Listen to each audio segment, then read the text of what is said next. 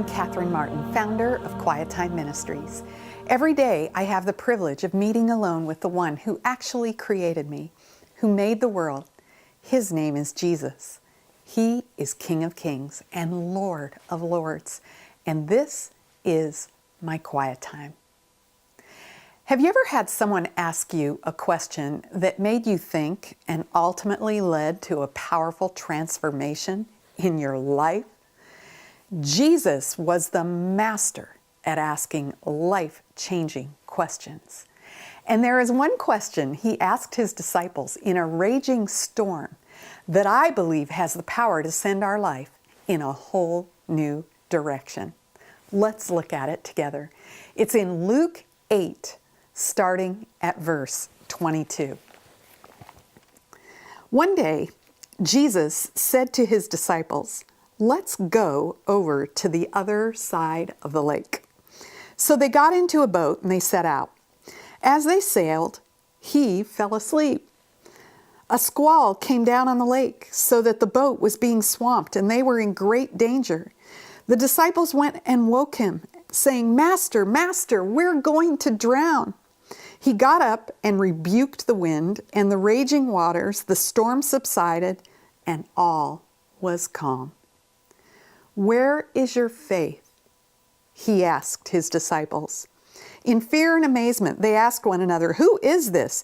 He commands even the winds and the water, and they obey him." To me, this is a classic picture of times when our life circumstances make a promise from God seemingly impossible. There they were, launching out in a boat together with Jesus in response to his promise, "Let us cross over to the other side of the lake." So the boat left the shore and set out in response to his word, "Let us cross over." Their faith began well, but then a storm suddenly came upon them.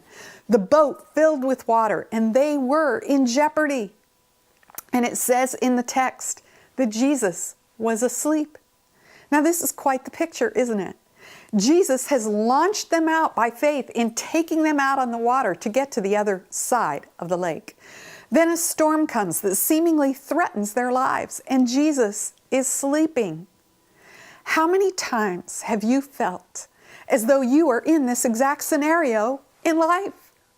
You set out by faith, but then the storm has come and it looks as though all is lost, and it appears Jesus is asleep. Perhaps you are in this exact situation right now. Oh, I know what it is to be in this place. And it is not easy, my friend. This is what I call the school of faith. We know faith is the issue because of the question Jesus asked his disciples. They cried out to the Lord. He got up and he calmed the storm. And then he asked his disciples, "Where is your faith?" In these words, I believe Jesus is helping them and us to know exactly what to do when the wind comes upon us and suddenly the storm has made everything seem impossible and it seems as though Jesus is sleeping. We need to look at where our faith is. What are we trusting and relying on more? What we see in the storm or what God has promised in his word? Where is your faith? For the disciples, they had forgotten the words of Jesus about getting to the other side of the lake. Instead, they looked at the storm. They determined it was all over. What they learned is that Jesus has power over all forces in life and can overrule anything that comes our way in favor of his plan and purpose for our lives. His promise and his power are greater than the impossibilities in our circumstances. Spurgeon says this, "Faith goes up the stairs that love has built and looks out the windows which hope has opened." I love that picture of faith. As I live out my faith, I must look to what is true and renounce the lies and stories that play around in my mind that are contrary to God's word. Instead of saying in complete panic the negative, "What if this happens?" of all the worst case scenarios, I need to look to God's promise and say, what if God brings about what he has promised? And then plead that wonderful promise in prayer, looking to him for his answer in His time and in His way. That's what faith does.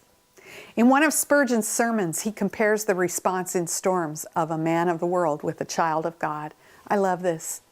He says that when others despair, the child of God trusts in God. He waits in the patience of hope, calmly expecting aid and resolving that even if it does not come, he will cling to God with all the energy of his soul. The child of God is courageous, for he knows how to trust. He evidently follows his master not in fair weather only, but in the foulest and roughest ways. He is like Job saying, though he slay me, I will trust in him. So today, dear friend, take your faith to God's promise in prayer and look for his powerful answer. Thank you, Lord, for the teaching from your word and the good question asking us, where is your faith? And that's my quiet time. God bless you as you continue on in the great adventure of knowing him.